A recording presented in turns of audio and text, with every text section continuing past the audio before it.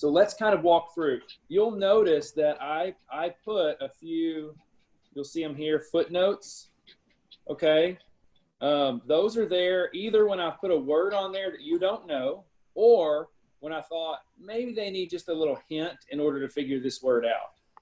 So there are a few of those on there, but that's just to help you out. So whenever we're translating, guys, what is the first step of translation? Colin, what's the first thing we do when we translate a sentence? Find the verb and parse it. Yeah, we want to find the verb and parse it. So, Izzy, where is our verb in this sentence? Do you see any words in there with a verb ending? It's temebot. Yeah, temebot. Yeah, and we know that because of this bot ending, B-A-T. That's a verb ending. It's not a noun ending. So that's got to be our verb. And our verb a lot of times is at the end of the sentence. So I'm going to go ahead and put a V above this just so that I remember that that's my verb. Okay? All right. All right, so we need to parse that verb. That's our next step. So let's see. Trying to see who I can see on these little videos. I have to scroll through them to see all of you guys. All right, so Maddie, do you think you could parse temebot for me?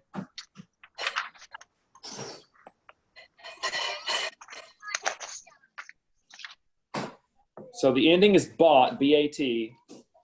The first thing you want to do is decide what chant that comes from. So you'll have to unmute yourself, Maddie, in order to, what chant does that come from? The imperfect chant? Yeah, so it's imperfect for sure. And then what's the person and number?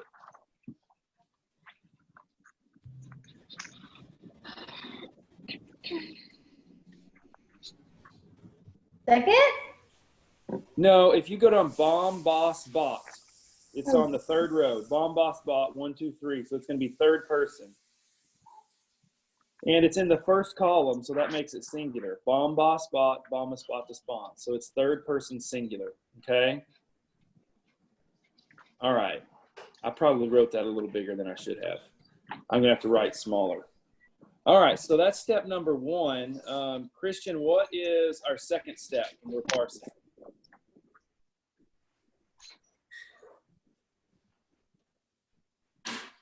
Are you there, Christian? You might need to unmute. There you go. Find the nouns and then parse them. Yeah, nouns and adjectives. We want to find all those and parse them. So here's what I want to do this time, just to help us out, okay? We're going to find the nouns, but right above the nouns, really small, we're going to write a 1, 2, or a 3 to tell us, is it first, second, or third declension? Okay, so our first noun is Phileas. Here's the ending, okay? So Kenji, is that a first, second, or third declension noun? I think it's second. It's second, yeah. So I'm going to write a little 2 right here. Now, how does he know that? Well, if you remember your vocabulary, the vocabulary word is Phileas, Philii, okay? So here's the trick. I'm going to write this down here. I'll write it in black so you can see it, okay? So if in that second vocabulary form, that's the genitive singular ending, okay? If your ending is AE, that's first. If your ending is a long I, like it is on Phileas, Philii, that's second. If your ending there is IS, like say Rex, Regus, then it's third, okay? So we're looking for the genitive singular, and that's given to you in your vocabulary list. Phileas, Philii, okay? That's second. So we're gonna write a little 2 just to remind us when we come to parsing a little bit, so we know what exactly we're looking, what chant to look at. All right, so the next noun is Regus, Regus, from Rex, Regus, okay? Rex, Regus. All right, so let me find somebody I haven't called on yet. Garrett, Rex, Regus, is that first, second, or third declension? Third. What's that, Garrett? Third. Yeah, third. So I'll write a tiny little 3 right there. It's third declension because it has this is in the genitive singular. We're going to skip over mani because that's an adjective. And we're going to go to patrem. Okay? Here's the ending. All right. So, Jonathan, I can't see the video, and it just says Jonathan. So I don't know if I'm talking to Jonathan White or Jonathan Kutse. So whoever I'm talking to, Jonathan, one of you chime in. For patrem, is that first, second, or third declension? Third. Third, yeah. Because the vocabulary word is pater patris, that is again. So it's third. Now that next word, suum, is a word you don't know. That's why I footnoted it. It can be parsed. It works like an adjective. It's a kind of pronoun, but it works like an adjective. It matches the noun that it is attached to. And it can be parsed, but it means like his, her, or its. So it's a possessive pronoun, but instead of just being in the genitive case, it's going to match the noun that it describes. We'll get to that in a little bit. You don't have to know all that. All you need to know is it means him, her, or his, her, or its. Okay, his, hers, or its. Okay, so now let's go to parsing. Okay, switch colors here. So we're looking at Filius. We know it's second declension. So we need to go through our second declension endings. Us, e, o, orem, is, os, is, and us is on there one time. One time. Okay, so Johanna, how would you parse Filius?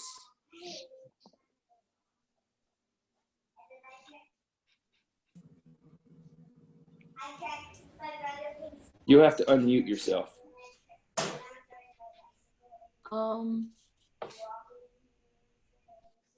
So you look at your second declension endings.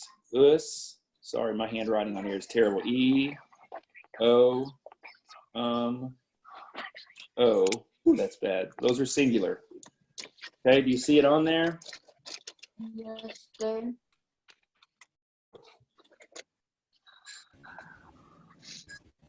So it's going to be masculine. That's something you kind of have to have memorized, but also the meaning of it tells you it means son. That's the worst looking M I think I've ever seen. But is it singular or plural? Singular. Yeah. And then it's on the first row. So what case is it?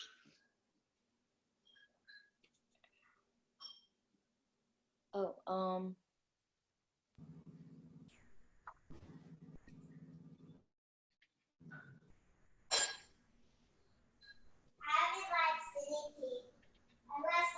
First row is going to be nominative. Nominative, genitive, dative, accusative, ablative. So I'm going to put N-O-M, really small. So masculine, singular, nominative. So we know, in fact, we can jump ahead and go ahead and put our label on there. We know now that this is our subject. All right, we have an action verb at the end, a regular verb, so it's got to be the subject. It can't really be anything else. All right, so then we have regis. We've already said it's third declension. So if we walk through our third declension endings, blank, is, e, m, e, ace, ibis, ace, ibis. All right, those are our third declension endings. So Blake, unmute yourself and tell me how to parse that. I'll go ahead and tell you it's masculine. It means king, so it has to be. But you've got to memorize those genders. But what number and case?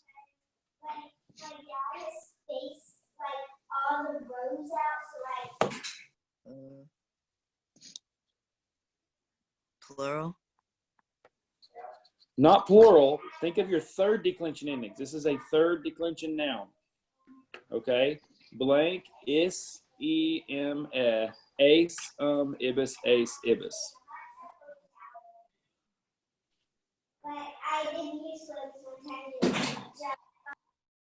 Singular and genitive. Yeah, it's singular and genitive. Blank is. Okay, blank is. It's the second one, masculine, singular, genitive. Now, coming right after that, we've got mani with that long I. Okay, and I told you down the bottom that it's genitive, so you already know that. This is using second declension endings. Okay? So it's masculine, singular, and genitive. So look, it matches regis. So those go together. Okay? So this word great modifies king. All right, so we can go ahead and write ADJ above our adjective. And then our noun here is genitive. So how do we label a genitive? Evan, do you remember how to label a genitive? You got to unmute. Accusative. Not genitive. That accusative. Yeah, if it were accusative, it would be the direct object. But it's a genitive. We're on regis right now. Regis. It's genitive. That's how we parsed it. So how do we label it? Adjective. No, that's manu. Manu's an adjective. How do we label a genitive noun? Possessive noun. Yeah, possessive noun adjective. Yeah, good. Thanks. Possessive noun adjective. Good. All right. So so now we're on to patrim. Patrim. Okay. So there's the ending m. So we just need to parse it. It's third declension. We said that. So blank is em. There it is. M. Okay. So Corey, you think you can parse that? I will tell you it's masculine. I'll give you that because you have to memorize it. But it means father, so you really don't have much of a choice. But what's the number in case? Blank is em. Singular or plural? Singular. And then case, what'd you say? Ablative. Not ablative. Blank is em. What's the second to last one? Oh, accusative. Yeah, accusative. Accusative. All right, so we know that that's got to be our direct object because it does not have a preposition in front of it. We can only do two things with accusative. It can be the direct object, or if it has a preposition in front of it, it'll be the object of the preposition. And then we're not really going to do anything with sum. You don't have to write this down. I'll parse it for you. Masculine, singular, accusative. I can't even fit that in there. So you can see it also. It's like I said, it's a kind of adjective, but it's translated like a pronoun. It goes with that. It matches masculine, singular, accusative. So this phrase here means his father. Patrim suum, and it's the direct object. This phrase, regis mani, because it's genitive, means of the great king. Okay? So with all that information, is there anybody who wants to just try to give me a translation of the whole sentence? We know the subject is son.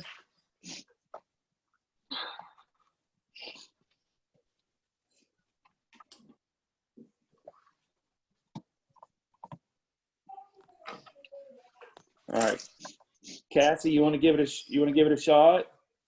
Or Aubrey, you're not your front. It says Cassie. Aubrey, sorry.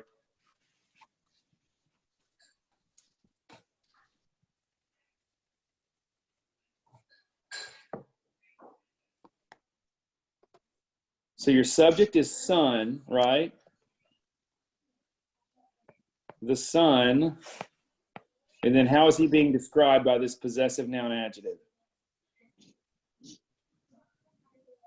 As a great king.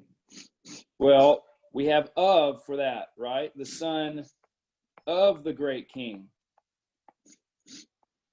So great king is describing the son of the great king. And in English, we have to go to our verb next. Verb comes after the subject phrase. Timebot. How do I translate timebot, Lauren? How do I translate that verb? To be afraid of? Yeah, and it's imperfect. So how would I translate the imperfect? Past tense? Yeah, I need a helping verb. I need to use was. Was afraid of.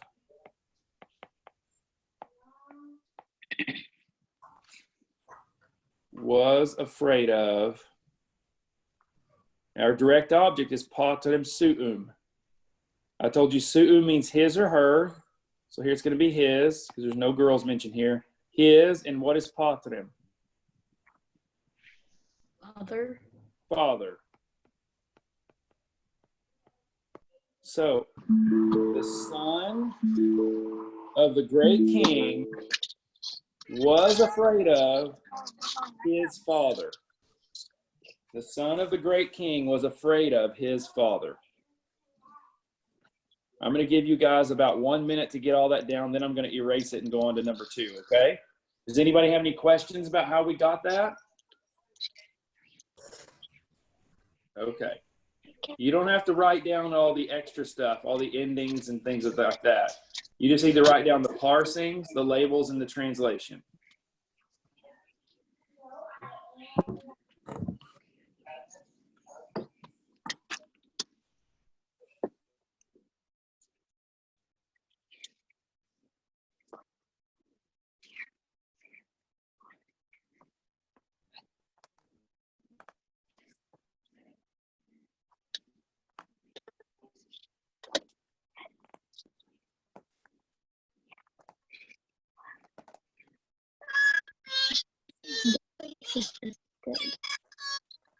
Do any of you need more time to write this down?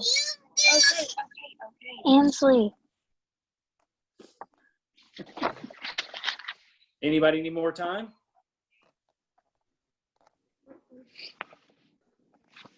No. Okay, then I'm going to go ahead and erase all the stuff that I've written. Because if I don't erase it, it'll stay there even though I scroll. Okay.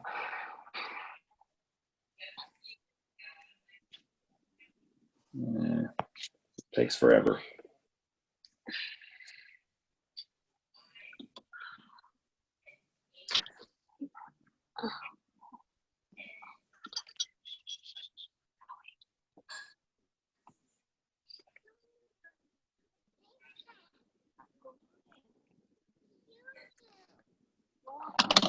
Oh, whoops.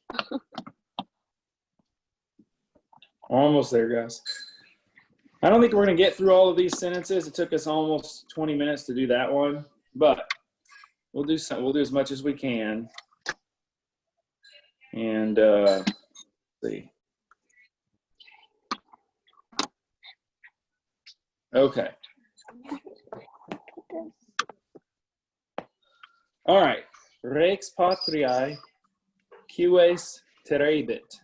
Rex patriae cives terebit. All right. So first thing we need to know is where our verb is. So, Alyssa, do you see the verb in that sentence? I don't know where to put it from. Yeah, terebit. Yeah, because of that bit ending right there. B-I-T. Bit, from bo bis bit, bimis bit to spun.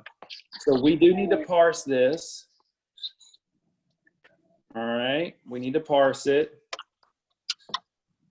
So, Olivia, do you think you can parse terebit?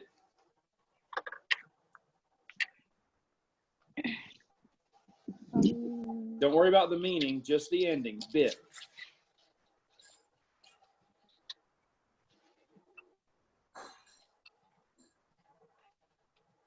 It's from bo bis bit. So what do we call that chant? What tense is it? Future. Future, yeah. So I'll go ahead and write future at the end. And now we just need to know, is it first, second, or third, and is it singular or plural? Third person singular. Yep. Bo bis bit. It's on the third row. It's in the first column. Third person singular. There you go. So this actually means, if we translate just this sentence by itself, he or she will frighten or will terrify. You could do terrify if you want. Will frighten. Okay. Now we need to find all of our nouns and parse them. We have 3 nouns in this particular sentence. The first here is rex, and we have patriae with that AE ending. And then we have kiwis with that ace ending, okay? All right, so we'll just start with the first one. Rex comes from rex regis, okay? Rex regis. We're gonna write the declensions above these. So Izzy, rex regis, is that first, second, or third? I think it's third. Yeah, it's third because of that IS, regis. All right, and then patriae is patria patriae, patria patriae. So Lauren, is that first, second, or third? It's the first declension. First declension, yeah. So I'm just going to write a little bitty 1 right here. Oops. All right, and then kiwis from kiwis. Shani, is that first, second, or third?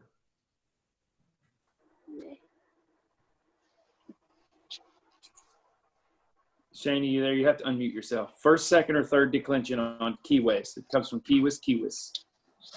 Third. Third, yeah, because of the is. Good. Now we know what chance we need to look at. So let's go ahead and parse rakes. You're not going to see any ending on there that you recognize. That X is not an ending. That's just the form of the nominative. So this is actually pretty easy. Rex regis, masculine, singular, nominative. And then patriae. That's a little bit harder because we see I in our chant 3 times. Ah, I, ah, I, arm, is, as, is. So let me see here. Haley, how would you parse patriae? And there's a footnote that's going to be helpful for you. Oh, they're right across the street from each other. Genitive, female, feminine, plural. Wait. Yeah, geminate. Well, not plural, but singular. Feminine, singular, genitive. Because if it's genitive, it has to be singular. I. Genitive plural would be aurum. I, aurum. Okay. Good. And then kiwis. Third declension. Blank is ace, ibis, ace, ibis. We have 2 choices. All right. It could be the first ace, that would be nominative. But we already have a nominative noun. We don't need another one. Ace, ibis, ace. The other option is accusative, so that's what we'll go with. We know it's plural because it's on the right-hand side. And then what gender is kiwis? Anybody remember what gender that is? Garrett, do you know?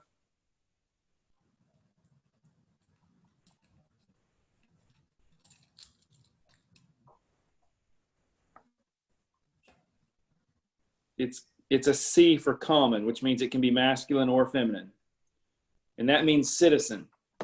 The plural is going to mean citizens, okay? All right. So, hold on, Piper. All right, so let's label everything. Rex is nominative. So, Jonathan, how would you label it? Subject, noun. Yep. Patriae is genitive. So, Garrett, how would you label the genitive?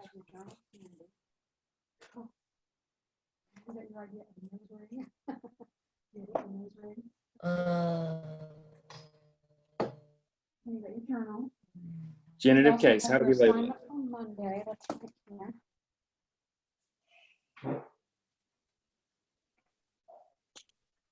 I don't know. Genitive case is going to be possessive noun adjective. We label the genitive as a possessive noun adjective.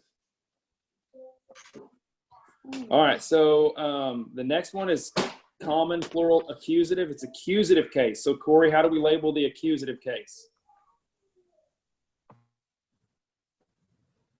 Accusative, Hmm? Do you see any work over there on a sheet of notebook paper? Object. Yeah, direct object. Yeah, good. Okay. And then terebit, we already said that's our verb. Okay. So now we just need to translate. Okay. So we know the subject is king. So the king, that's our subject. Rakes is king. The king, when we translate a genitive case, we put the word of in front of it. Of patriae, we said it was singular. So of the, and we could say fatherland, or we can just say country. I'm going to say country. So Rex Patriae, those two words mean the king of the country. The king of the country. And then our verb, will frighten. And in English, our direct object comes after. Will frighten, it's plural, so it's going to be the citizens. Will frighten the citizens. Anybody have a question over how we got there?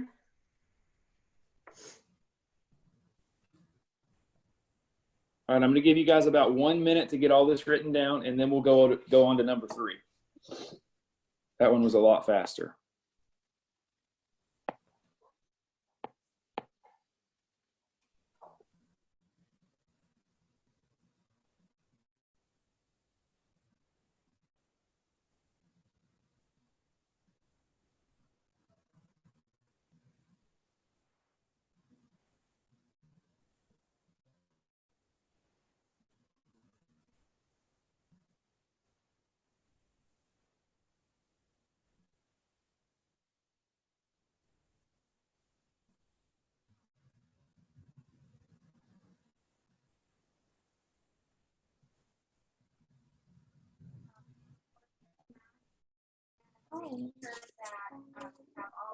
All right, does anybody need any extra time, or does everybody have it down?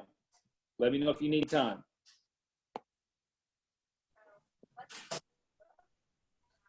Okay, then I'm going to go ahead and start erasing.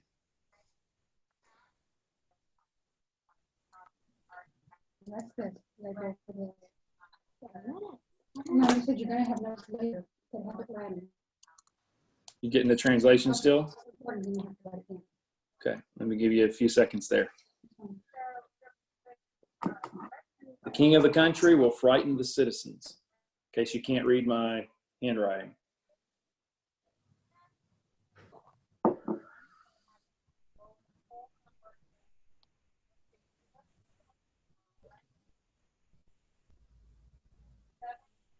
All right.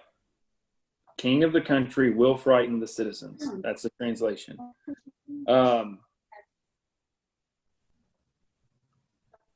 Now, if you're following me on this and you're completely and totally lost, like you don't have a clue, you're just writing down what I say and you have no idea how I got it, then send me an email. We can probably schedule like a kind of a one-on-one tutorial where I can figure out what it is that is messing you up, and then we can work on that and get that straightened out. All right, so let's go on to number 3 here. Okay. Step number 1, find the verb and parse it. Colin, where's my verb in this sentence? It's at the end, it's pugnubit. Yep. Good, that's the verb. It does have a weird pronunciation, punyabit, kind of like lasagna, that nya, punyabit. But yeah, you're right, good job. Okay, let me see here. Who have I not called on lately? That's what it's supposed to be. Let's see. Evan, how would you parse punyabit? From bo, bis, bit, bimis, bitis, bunt. How would you parse it? Don't forget to unmute yourself. So make this 17, 20. And maybe make this one 17, 20. What was the question? Change this answer to 17. Sure. It was how do you parse punyabit? Okay, we didn't do that part.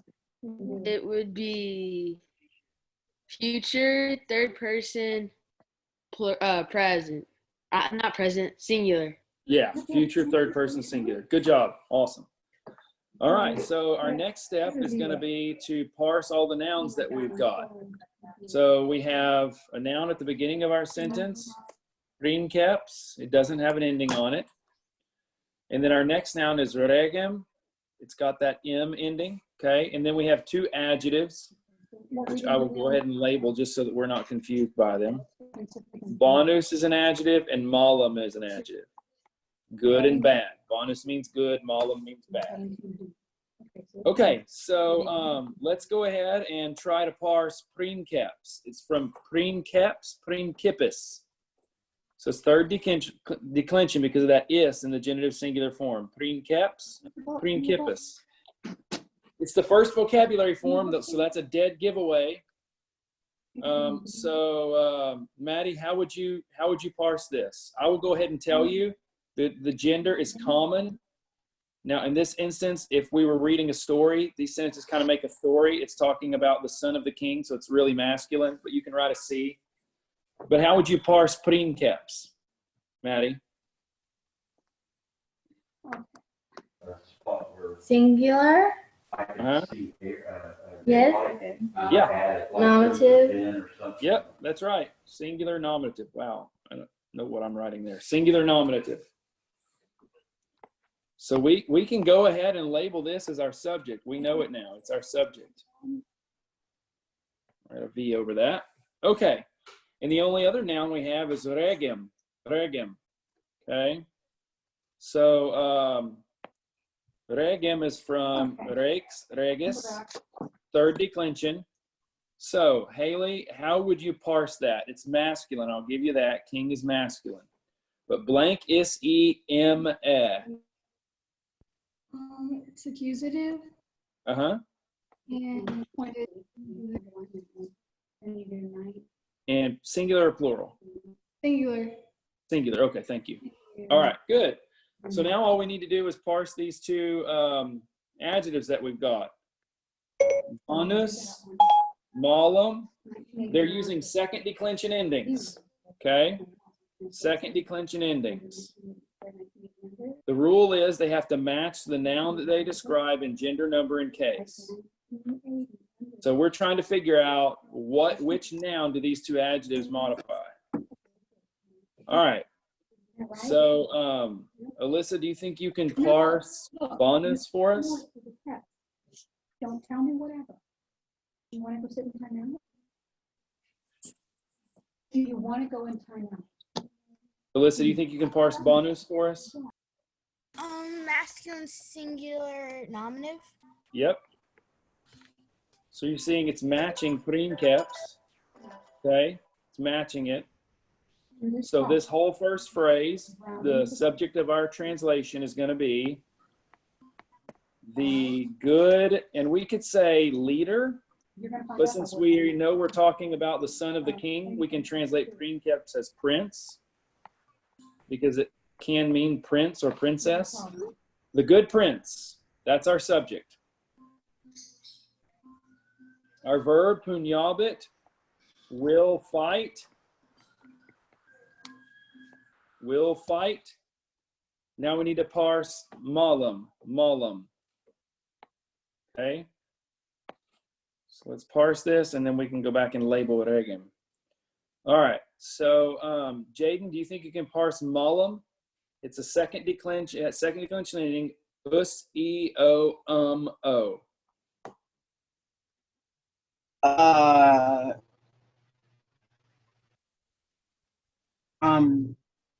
Genitive, plural. This is second declension, so this is not third declension. Malum. You're right if it's third declension, but it's not. This is using so go through the second declension masculine endings. Us, e, o, o. Tricky.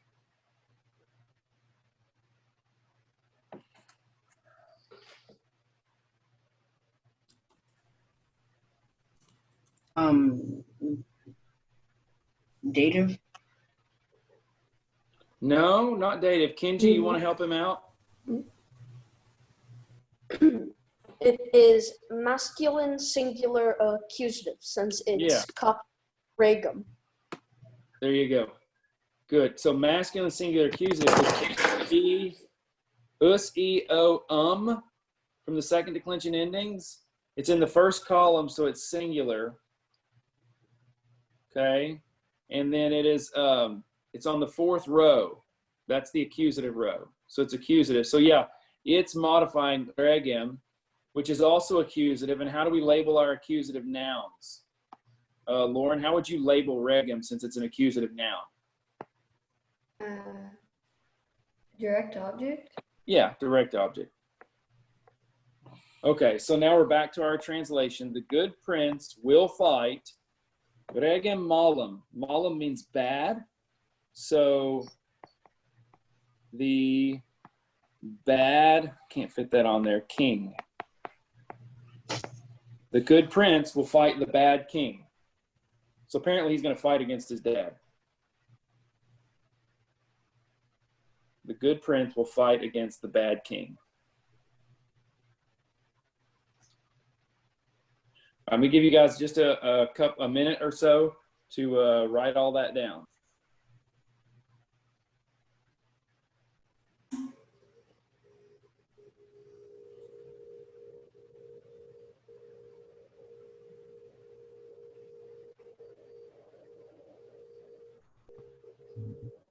Mr. Trousdale, Yeah. so if we don't finish them today, do we have to like do them on our own or what? No, if we're just going to go as far as we get today. It looks like this is the last one we're going to get to because I have a 10 o'clock Zoom with another class. And so what we may do is what I'll probably do is on the next translation worksheet, I'll just make the next two the first two sentences. So you can scratch them off. That's perfectly fine because the sentences get harder as we go through this. And so I don't want you to try these on your own. It'll be kind of difficult. I mean, I have an 11 o'clock Zoom with fifth grade. Sorry. So I've got to get ready for that. But go ahead and write all this down. And then you can scratch out numbers 4 and 5.